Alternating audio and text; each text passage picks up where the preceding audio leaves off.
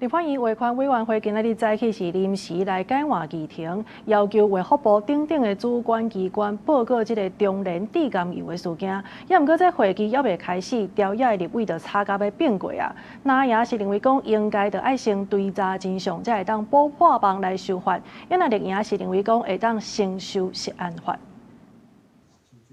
會期還未開始，立法院衛生環保委員會就在原價，調立委輪流登記發言。因為國民黨籍的調委羅憲一初五早時臨時改議程，要求中央就中聯地甘油事件暗崁結案做問詢等等的代志追究行政責任，也專案報告。不過，民進黨立委是主張先審查涉案修法，反對政治操作。這一些無良的官員護航包庇，該查辦就查辦，該下台就下台，不要只挑中央來寫政治標題，否則這就不是釐清實案責任，而是先選定了攻擊對象，再用委員會的議程來配合政治操作。因為食藥署處理中聯地甘油產品落架時，最後決定以20%做標準。有媒體報道7月初時的專家會議記錄，出席的人包含行政院涉案辦公室的主任柯副，不過衛福部長趙忠良煞無佇遐，質疑20%是行政院的意思。您是門神嗎？因為報道這樣寫的話，他覺得說20%這件事情。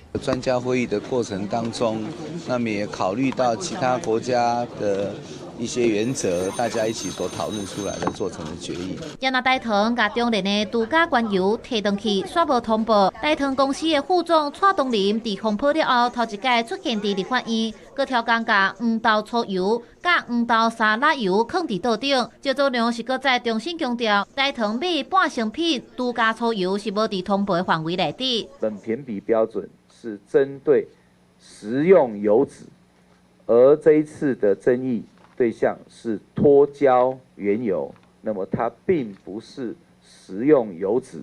趙忠良強調，7月初時的專家會議記錄甲影音，進前就送去檢調機關查明，也佇今仔日甲所有的會議記錄上網公布。也那中聯的董事長蔡清祥、福壽的董事長洪耀坤、泰山的董事長劉偉良，也閣有服務油的總經理張志斌，明明知影油出問題，煞穩準繼續生產，涉嫌涉案法無確定故意。台中地檢署加告起來，命令4個人分別900萬到2300萬交保。記者綜合報道。